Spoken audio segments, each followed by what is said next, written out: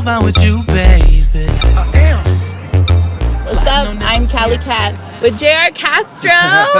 I'm excited to be sitting and talking with you. I feel like this is way overdue. It is. Because I feel like you've talked to everybody but me. We've had our conversations. We've had a few. But like a sit down, I want to get to know you, your background, your history, where you want to go from here. Okay. So you've been getting a lot of buzz, obviously. A little bit. I came from Phoenix, so about a year and a half ago, that's when I first really learned about you. Yeah. But for people that are not really in the game, you know, regular listeners every day, who is JR Castro? First of all, what's your first name? My first name is Richard. Okay. But I am a junior, so. Okay, so that's where it comes from. Yeah. So JR Castro is my real name. Okay. Who is JR Castro? JR Castro is just a lover of music. Lover of R&B music. I'm a father, I'm a friend, I'm a brother, I'm a uncle to a bunch of nieces and nephews. I'm the boy next door, I guess. You know. A family man. Yeah. You have 3 daughters. I do. How old are they, by the way? 6, 5, and 3.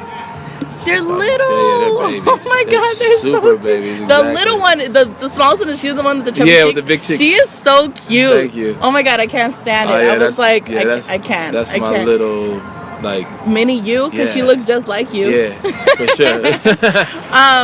Okay, so you started off young then. I did. Okay, tell me a little bit. Yeah. Obviously, you've been doing this for a while, because I can't imagine that you just started yesterday with the voice that you have. Thank you. So tell me a little bit, you know, when you started singing. I started singing, I think I discovered singing in like 6th grade. Okay. So 6th grade, right, I had 2 friends who sang that I didn't know about. I didn't even know they sang, right? One day at lunchtime, these dudes were singing, like, there was this big crowd in like the quad area, and this crowd was so big you would have thought someone was in a fight surrounding these 2 people, right? And from a distance, I see this going on. I walk up to the crowd and I see these 2 guys singing in this circle, and they just had all these girls around them, right? Do you know what they were singing? Do you remember what they were singing? I don't remember I think they were singing Drew Hill. Okay. 5 Steps or something like that. Yeah. So they were singing that, and I was just like, yo, I want to do this, because I seen exactly how much attention they were getting.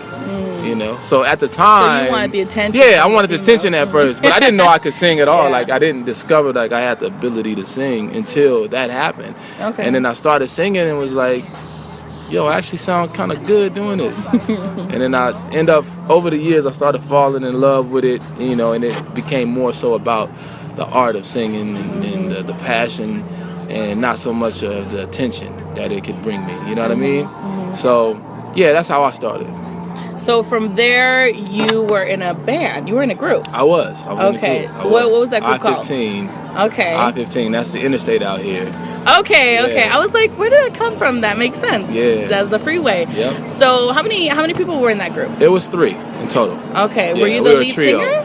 No, that wasn't really lead. That was we all. Yeah, it was 2 singers and 1 rapper. We both like led. Like, everyone shared equal amount of, you know, singing time. Did you guys dance?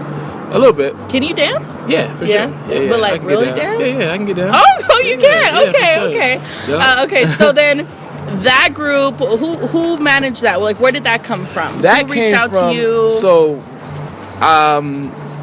shout out to Mr. Pyro, who's like a big friend. Like, he's still a great friend of mine to this day. And Flash, they're still like great friends of mine, right? I met Mr. Pyro. They call him Mr. Pyro. In the summer going into high school. Okay. I met him. He moved from Chicago here to Las Vegas. He's from Chicago originally, but he moved to Las Vegas. And at the time, I was dating this girl, and she told me about him. Like, I want to introduce you to this guy who's a singer too. You know, she introduced me to this dude, and when I tell you this guy sang like so dope, like, I had to meet him. And I met him, and fortunately, we were going to the same high school that year, so it was cool. Okay. That's how we ended up building our relationship. Okay. He was doing some solo stuff. It didn't work out. He actually was doing solo stuff. He had a deal with Jackie Jackson at the time, and Jackie Jackson owned a record label called Jesco Records. It didn't work with that situation, so me and him decided to form a duo. It was me and him Also, another great friend of mine, DJ, he's from the Audibles. He's a part of the Audibles. They're like this phenomenal production team. Shout out to Jimmy and DJ. It was us three at first. We called ourselves DNA in high school. So around the high school campus, everybody knew us as DNA. We were the kids who created music and was, giving out CDs, burnt CDs and all kind of stuff, right? And DJ ended up going like to the army or something. So me and Daz continued to do music, and we were still in touch. Pyro was still in touch with a lot of people from that previous situation with Jackie Jackson. Okay. So a guy that was at the time was like, managing him, took us under his wing, brought us out to California.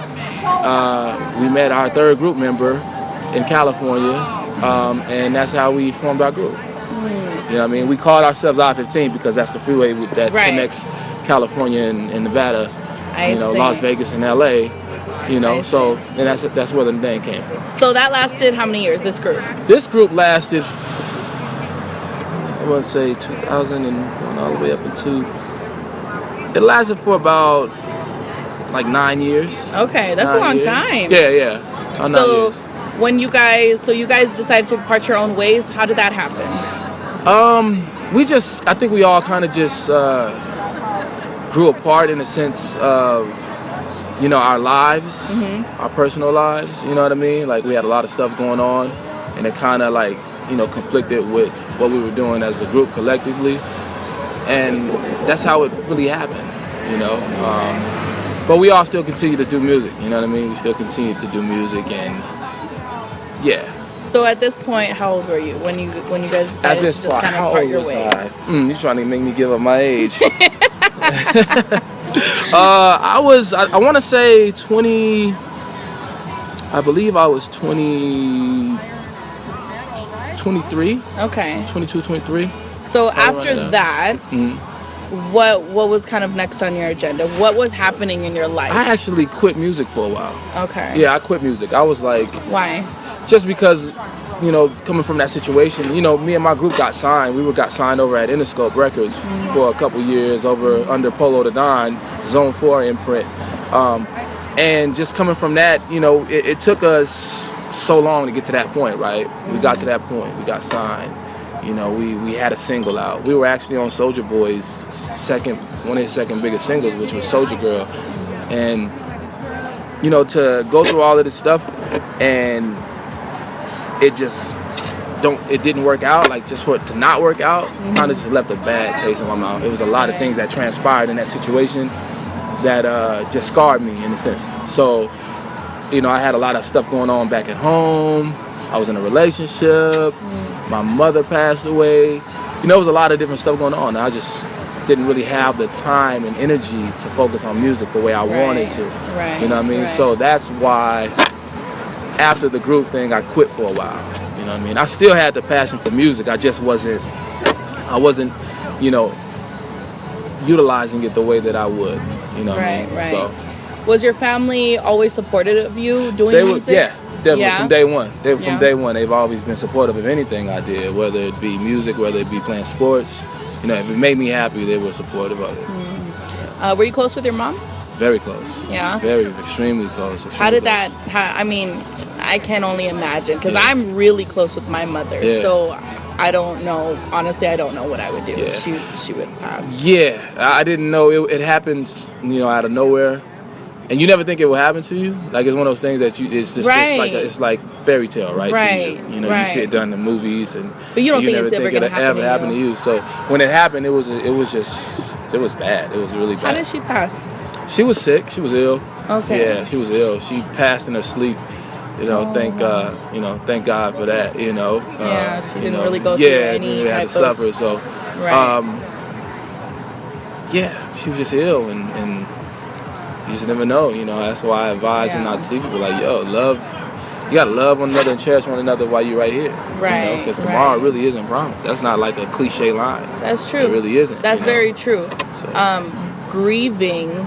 Yeah. Are you still grieving now, or is that something where you feel you learn to live with it? It's one of those things that you never get used to. You just learn how to live with it. It's like losing a limb, right? You learn how to live with it. Right. And that's what it feels like. You feel like I've lost one of my limbs, and I'm just learning how to live with it. I just learned that's the best way I can explain it. You know what I'm saying? Right. But, so during that time, like your group separated, your mother had passed. Yeah. You decided to take a backseat from music. Yeah. You had a girlfriend. I did. But I ended up marrying, actually. Okay. Yeah. Okay. So you had a baby? We had two. Two? We had 2 daughters out of that situation. Okay. Yeah. Okay. Yep. It didn't work out. what happened with that? We just grew apart. Really. We just. I think we honestly just grew apart. We were young. You know, we still were learning ourselves. Mm-hmm. And in that situation, you know, we just grew apart. You know, the blessings out of that situation became my daughters. Mm-hmm. You know, which actually allowed me and really taught me how to be a man. You know what I'm saying? So, yeah, that's what I mean, you can hear it. You can hear it in your music. Yeah. It's very, like particular. Yeah. It doesn't feel like you're talking to a whole bunch of people. It feels like you're talking to one person, one woman. Yeah. Which not a lot of people do anymore. No, not at all. So not at all. I think that's why I like you, and I think a lot of females like you too, because you are very realistic within your music. Yeah, I try to be. You don't sugarcoat it. Like, you keep it very raw, which I like. Yeah. But then at the same time, you're not talking to a bunch of females. You know what I mean? Yeah. You don't give that impression of like a player. Yeah. Even though, I mean, this whole thing, like, I don't know, but you definitely give off the vibe that you're talking to one female. I think that's why a lot of women like your music and are attracted to you. You know what I mean? So I think that's important. I think that's important for women. I think that, like you said, we don't hear that no more. Right. We don't hear love songs. No one sings about love anymore. Like, love has become uncool. Yeah. Like, and I think that's weird. To me, that's corny. To me, that's the weird stuff. To me, that's the stuff that's not cool. Right. You know, if you ask my opinion. So I want to create the music that I fell in love with. Mm-hmm. You know, and that's the kind of music that I fell in love with. That's the kind of music that my parents played around the house every single day.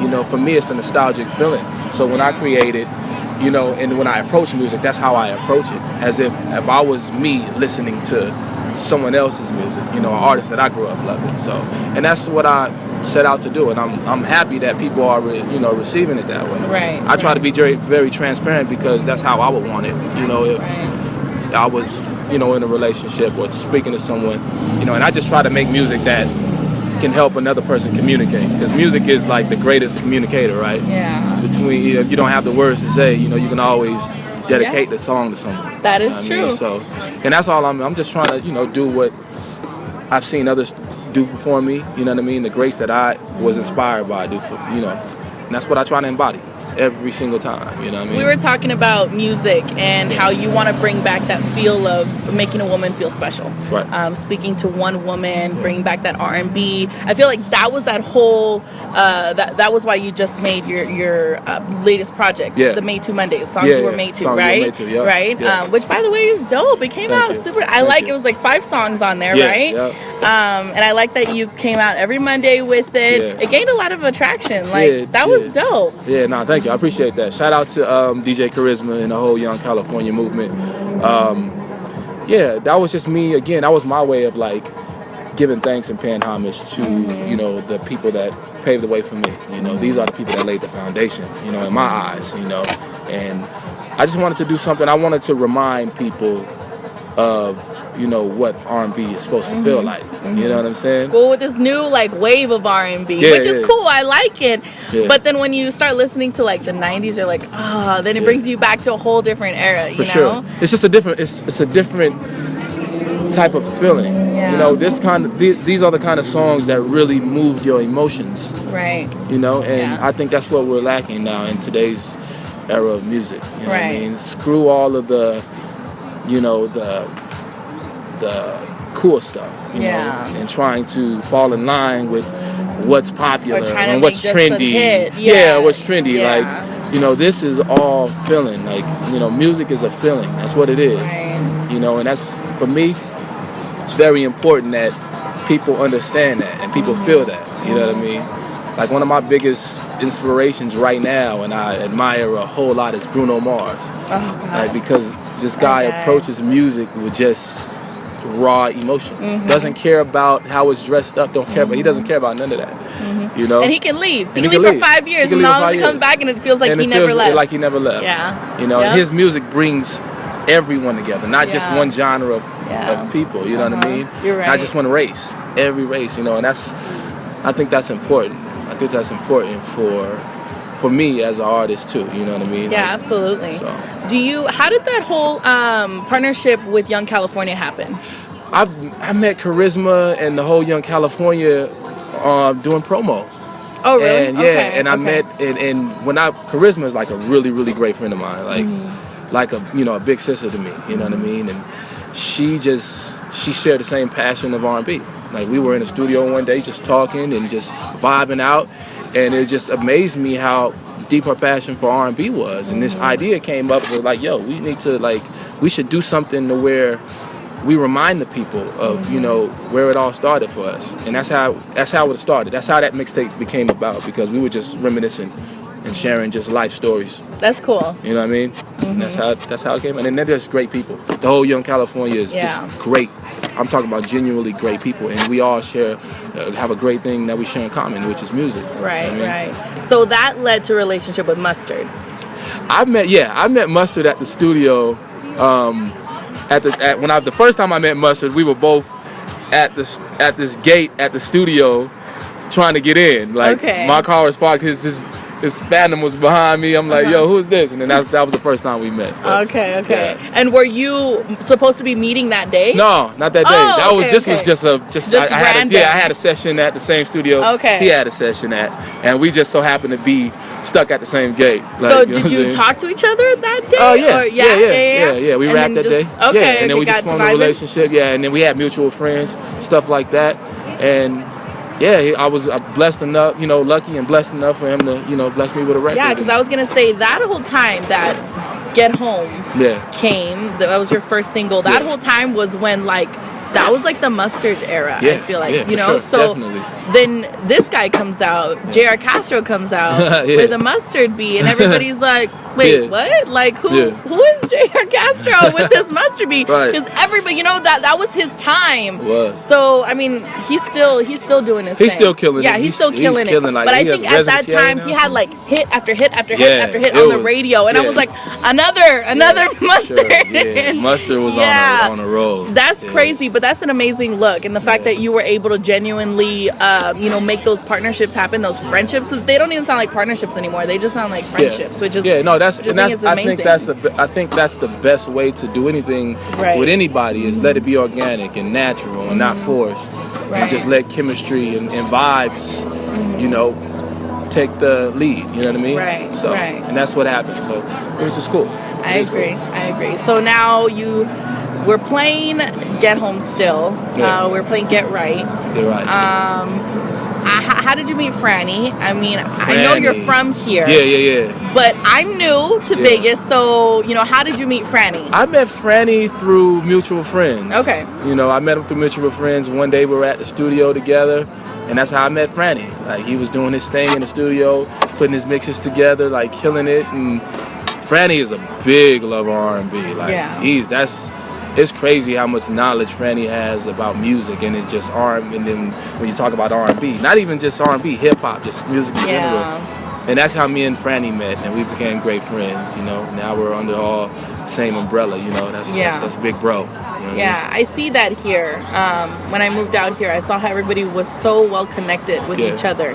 And even if, you're not from Vegas, somehow, like, Franny's not from Vegas, but he reps Vegas. For sure. You know what I mean? And I was like, that's cool, because he's just very well respected. Definitely. And the more I saw the connections happen, I was like, okay, this place is actually rising too. Vegas. For sure. And coming from different markets like LA and Phoenix, now here, I'm starting to see that Vegas is actually very, it's buzzing. It really is buzzing. And the more people I talk to, the more everybody's like, yo, Vegas is where you want to be nowadays. But see, I have a different perspective of Vegas because I'm not from here. Right. You've seen it grow since you were young. You know what I mean? So now that you're doing, you have hits on the radio now, you're doing your own thing. You still live here. I do. What's your perspective on Vegas, from back then to now? I mean, it's amazing to see the growth. It's amazing to see the people grow because, I mean, I've grown with the city, right? But to see, the evolution it's I think anyone coming from anywhere and to see it is just a beautiful thing, you know. Some cities don't grow. Some cities just stay the same. Some cities just, you know, and people move from their cities. Me, I'm proud to be from Las Vegas.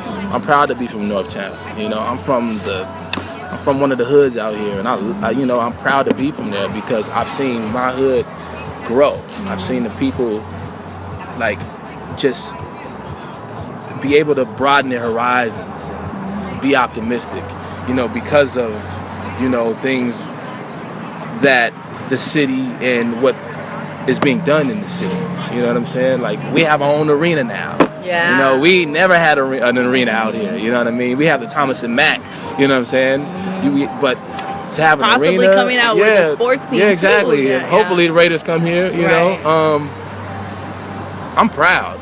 I'm proud. I'm happy to be from Las Vegas. This is my home. Like, I love this city. Yeah. You know, it's more than just a strip. People think, you know, Vegas is just one big strip. And I'm not gonna lie, that was me too, because when I moved out here, I mean, I knew there was more, but I just never had explored it. Right, you know? right. When coming to Vegas, it was always just about going to Vegas because it's Memorial Day weekend or because it's your birthday, or, you know. And now that I'm here, I'm experiencing the local type feel of Vegas and experiencing how people want to come and just be like, hey, I'm on my way to Vegas. You know, we're gonna go for the weekend. And I'm like, damn, this is a different lifestyle. It is. It's totally different. It's definitely I think a unique lifestyle. You know what I'm saying? The only place I could say that's kind of closest to Vegas for me would probably be Miami.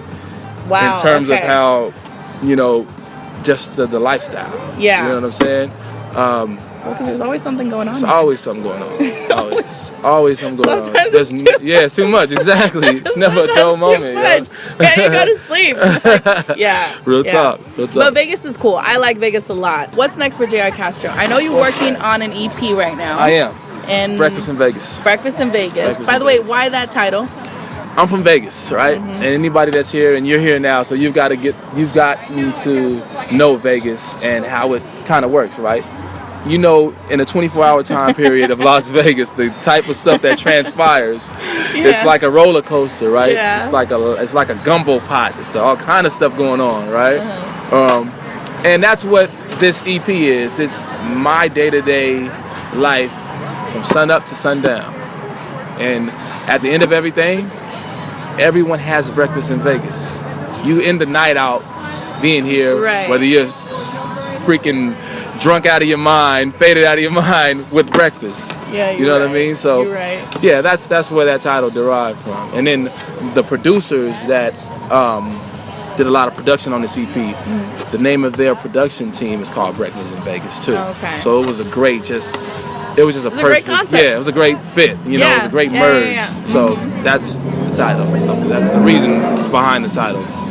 Breakfast in Vegas, newest EP you're coming out with soon. Soon, really soon. Really soon. When, by the way? Do we have a release date? We don't have a specific release date yet, but it's going to be at the top of the year, for sure. I'm excited about this. Yeah? I really am. Like, how is this different from this last project that you did? Well, this last project, I feel like, was just that. It was a project. Yeah, it was a project. This is you. This is all me. This is all me. Original stuff. So tell me about it.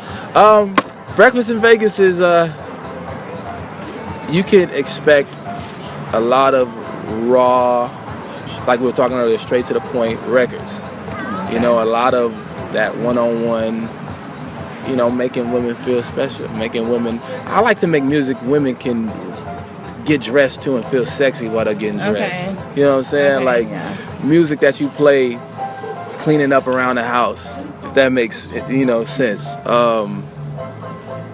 I got some dope features on there from some dope, pretty cool people. Who? Give me a couple names. I'll give you one that for me is a big deal for me. Okay. Because he's a living legend, right? Okay. Snoop Dogg. Wow. Yeah, I got a record with Snoop Dogg on my I wasn't expecting that. Yeah. I really wasn't expecting. I thought you were gonna say something like, all right, you gotta change it up. Yeah. You can change it up on me. Okay. I'm from the West Coast, so from the West, you know. So that's all I'll say for right now. But Breakfast in Vegas is again, it's a lot of original material, and it's really for it really paints this picture of Vegas, but at the same time, like, you know, my relationship with a woman and you know, the things that we go through and our relationship. And, yeah, that's what it is. So are you in a relationship now, or what's going on? What's happening with that? I don't really have time for a relationship. Like, I'm just being honest. Like, I just, you know, I don't really have the time that I would love to have, you know what I mean? Because I'm so busy, you know, chasing my dream and wanting to just, you know, like I said, conquer the world. So I want to be fair. You know, I want to be fair with myself and whoever else may, you know, want to come along and fill that position. You know what I'm saying? Like, so no, music is my girlfriend. That's a cliche thing to say. That's so cliche. It's very cliche. No, I know. I'm not gonna lie though. I was like, radio is my boyfriend. Like, yeah, exactly. There you go. I don't have time for a guy. Yeah. Plus, I mean, I'm not gonna hate, but Las Vegas dudes, I don't know. I really don't know. Well, listen, I don't think you're dealing with the right Las Vegas guys. Okay? I'm a Las Vegas guy now. Okay, except for this guy, but every other guy, I don't know. But that's good. You know, you want to focus on yourself. Yeah. You want to focus on your daughters. Yes. By the way, moving all the time, because you get booked a lot from everywhere. So how hard is that when you leave your baby girl? Oh, it's the most difficult thing ever. It's the hardest thing I ever have to do. Like, it's you know, I want to see my children grow. Right. This is why I'm doing what I do. Right. You know, so that I can be able to just sit back and watch my children grow and they not have to worry about things and want for nothing, you know. I didn't come up, you know, with a silver spoon in my mouth, you know. I didn't. And I just know certain feelings that I felt when I was a child, and it's nothing against my parents because they did the best they can, right. you know, and I love them for that, you know what I mean? Me, I'm my own man, and I have my own how I want to create my world, you know. Sky's the limit for me, and I want them to know that. I want them to know that they seen their father chase their dream, so if it's possible, if he can do it and make it possible, I can do it. You know, I think the greatest example is home, you know, and seeing your parents or seeing your brother, seeing your sister conquer something that people may think is far-fetched and impossible. So that's why it's so important for me. But it gets hard. It does get hard, you know, because that's the sacrifice, and you sacrifice seeing your children grow. You know, so it's give and take, and it's you know, it's a lot to deal with. But you know, I think I was made for this. That's another thing I was gonna ask you. Now that you're kind of in it. Yeah. But I feel like you're almost to the point too where if you don't want to do it, you can just retract. Yeah. You know what I mean? For sure. But because you're in it, this is what you want to do. This is what you want to do forever. Yeah. Forever. I knew what I was signing up for. You know. Okay, let me backtrack. I didn't know what I was signing up for. Does anybody know? I don't think. Yeah, exactly. Like, I don't think. But you know what? When I got in it, and you start going through the trenches and emotions, then you get to really figure out what you're made of. Right. You know what I'm saying? What you can deal with and what you can't deal with. And if you're passionate enough about it, if you love it that much, trust me, you'll get it done. Yeah. You'll make the adjustments you need to make, you know what I mean, and make it happen. Soon as I get home, I'll be fucking you all night.